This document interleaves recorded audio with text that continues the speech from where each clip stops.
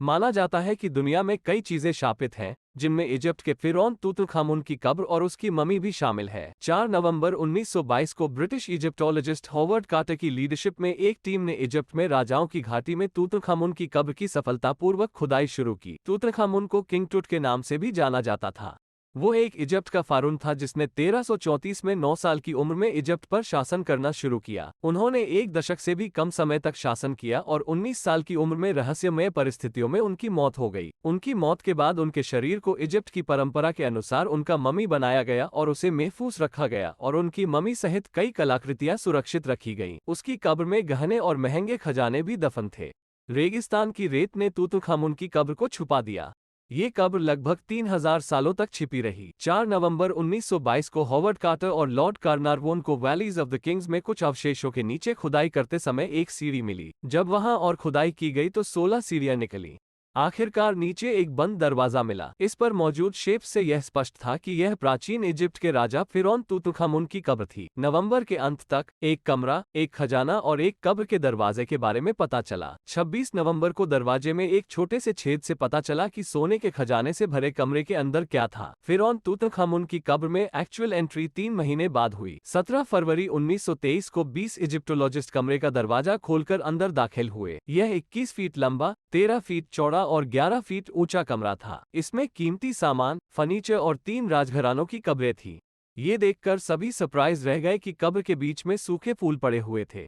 कार्नारवोन के 5वें अर जिन्होंने इस प्रोजेक्ट को फाइनेंस किया था, उन्हें आर्कियोलॉजी में इंटरेस्ट होने के कारण वो पहले ही हॉवर्ड कार्टर के साथ कैंपेन में शामिल हो गए थे। जब वो कब्रवाले के कमरे में दाखिल हुआ तो उसने कब्र के पास एक कटोरा पड़ा हुआ देखा। जब उस पर टॉर्च की रोशनी डाली गई तो कुछ लिखा हुआ मिला, जो फिरौन की कब्र को छुएगा वो हवा की स्पीड से मर जाएगा। वो ये देखने के लिए कटोरे के पास पहुंचा कि उसमें क्या है। उसे लगा ही नहीं कि इसमें कुछ है, लेकिन जब उसने अपना हाथ बाहर निकाला तो उसे अपनी उंगलियों पर खून की एक बूंद दिखी। एक दूसरी जगह पर यह भी लिखा था, फिरौन शांति से सो रहे हैं, किसी को भी उसकी कब्र के रूम में नहीं जाना चाहिए। जो कोई उसकी कब्र के पास जाएगा, उसकी शांति भंग करेगा या उसकी कोई भी चीज लेने की कोशिश करेगा, वो शापित हो जाएगा और मर जाएगा।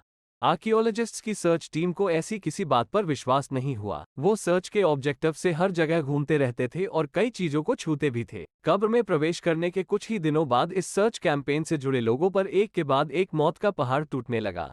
फिरौन का श्राप सच लगने लगा क्योंकि सर्च में शामिल लोग एक के बाद एक मरने लगे। तूतनखामुन की कब्र में एंट्री करने के 6 वीक बाद लॉर्ड कार्नारवोन की कायरो में मौत हो गई। उस वक्त पूरे शहर की लाइटें बंद हो गई थीं। तांत्रिक सर आर्थर कॉनन डॉयल ने उस समय कहा था कि फिरौन की ममी की रक्षा के लिए उनके पुजारियों द्वारा डाला गया एक भूतिया प्रभाव था, जिसकी वजह से केवल 56 साल की एज में लॉर्ड कार्नारवोन की अचानक मौत उस श्राप की शक्ति के कारण हुई थी। इसके बाद मौत का सिलसिला जारी रहा। लॉर्ड कार्नारवोन के भाई, जो कब्र पर गए थे, उनकी भी 5 महीने बाद मौत हो गई। 1 साल बाद उनकी मां की भी मौत हो गई। अफ्रीका के रिच पर्सन वुल्फ की सीढ़ी से गिरकर मौत हो गई। अमेरिका के अमीर आदमी जॉर्ज गॉल की कब्र की मुलाकात के बाद निमोनिया से मौत हो गई। 1923 में इजिप्शियन गल्फ के राजकुमार अली कामिल फहमी की उनकी पत्नी ने गोली मारकर हत्या कर दी थी। 1924 में ममी का एक्सरे करने वाले सर आर्चिबल्ड डगलस रीड की भी रहस्यमय तरीके से मौत हो गई। एक ब्रिटिश म्यूजियम एम्प्लॉय और एक विदेशी फोटोग्राफर की भी मौत हो गई। जिन कटोरों पर श्राप की बातें लिखी हुई थीं, जिन्हें वह अपने फ्लैट में रखता था, वह लॉर्ड वेस्टबरी, जिन्होंने अपने फ्लैट की खिड़की से कूदकर आत्महत्या कर ली थी। सर्च कैंपेन में शामिल प्रोफेसर लेफेब्रे की अननोन रीजन से मौत हो गई। इजिप्ट के रहस्यों के एक यंग सर्चर 11 वाइट ने आत्महत्या कर ली। उन्होंने अपने लास्ट लेटर में ये भी लिखा, मैं जानता था कि मुझ पर श्राप लगा है और इससे मेरी जिंदगी खत्म हो जाएगी। 1924 में सूडान के गवर्नर जनरल सर ली स्टैक की कायरो में हत्या कर दी गई। हॉवर्ड कार्टर की टीम के सदस्य आर्थर में इसकी 1928 में आर्सेनिक पॉइजनिंग से मौत हो गई। आर्थर के सेक्रेटरी रिचर्ड बेथेल 1929 में अपने बिस्तर पर मृत पाए गए थे। 1930 में रिचर्ड के पिता ने आत्महत्या कर ली। इस तरह 29 आर्कियोलॉजिस्ट, रिसर्चर, विजिटर, कब्र खोदने वाले मजदूर और अनगिनत लोग मारे गए। इस प्रोजेक्ट के पीछे का मास्टरमाइंड हॉवर्ड कार्टर इससे कैसे बच सकता है? 1939 के मार्च महीने में वे लिम्फ ब्लड कैंसर से भी पीड़ित हो गए और अकेले ही तड़प तड़प कर मर गए। कई लोगों ने अनुभव किया है कि कोई उन्हें बार बार आत्महत्या करने का इंस्ट्रक्शन दे रहा है। कुछ लोगों ने किसी अननोन मेलेवलेंट शक्ति के प्रभाव में आत्महत्या कर ली। प्रेत जगत की शापित शक्ति उनके मन में आत्महत्या के इनअप्रोप्रिएट, सिली थॉट उत्पन्न कर रही थी।